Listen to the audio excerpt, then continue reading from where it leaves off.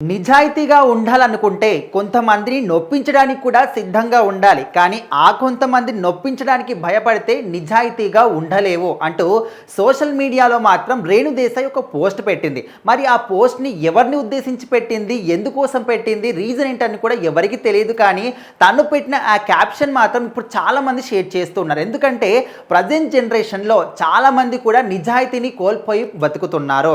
వాళ్ళకి నిజాయితీ ఉండాలి అనుకున్నప్పటికీ కూడా కొన్ని సిచ్యువేషన్స్ తగ్గట్టుగానే కొన్ని ప్రాబ్లమ్స్ తగ్గట్టుగానే నిజాయితీని కోల్పోయి మరి ఎదుటి వాళ్ళ కోసం ఆ విధంగా బతకాల్సి వస్తుంది. ఎదుటి వాళ్ళ కోసం నటించాల్సి వస్తుంది. చాలామంది ఎప్పటికప్పుడు చెప్తూనే ఉంటారు. సోషల్ మీడియాలో మనం చూస్తూనే ఉంటాం. ఎవరి కోసమైనా మనం మారాల్సి వస్తే మనల్ని మనం కోల్పోతాము.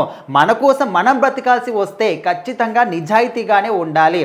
ఎవరి కోసమో నటించాల్సిన అవసరం కానీ ఎవరి కోసమో నటించాల్సిన అవసరం కానీ వేరే వాళ్ళు ఏదో అనుకుంటారు, వాళ్ళు మన గురించి ఏదో అనుకుంటారని చెప్పేసి నిజాయితీని కోల్పోవడం కానీ అస్సలు చేయొద్దు. ఒకవేళ వాళ్ళకు భయపడినట్టయితే ఖచ్చితంగా నిజాయితీని కోల్పోండి.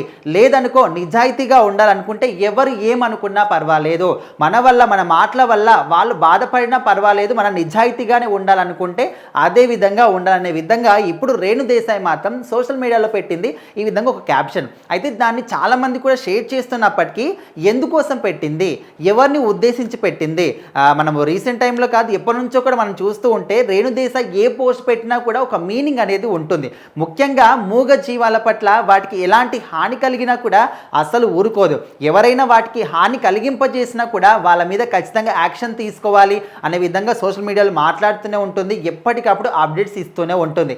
అండ్ మూగ జీవాల కోసం తన సొంత డబ్బులే కాకుండా తన ఫాలోవర్స్ని కూడా విరాళాలు అడిగి మరీ వాటికి ఫుడ్ ఫీడ్ చేయడం కానీ, వాటికి ఏదైనా అంటే అనారోగ్యంగా ఉంటే ట్రీట్మెంట్ చేయించడం కానీ, వాటి కోసం సపరేట్గా కూడా ఒక వెబ్సైట్ క్రియేట్ చేసి వాటి కోసం ఒక సపరేట్గా హాస్పిటల్ కానీ ఇలాంటివన్నీ కూడా రేణు దేశాయ్ ఎప్పటికప్పుడు చేస్తూనే ఉంటుంది.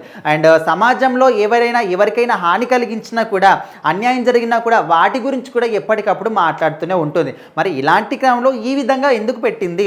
నిజాయితీ గురించి మాట్లాడిందంటే ఖచ్చితంగా ఎవరో ఒక చోట నిజాయితీని కోల్పోయినా ఉండాలి, తనకు దగ్గర వాళ్ళే అయి ఉండాలనే విధంగా చాలామంది అభిప్రాయపడుతున్నారు. కాకపోతే ఇంకా దీని గురించి మరి ఎవరి గురించి ఏంటనే విషయం మాత్రం క్లారిటీ లేదు.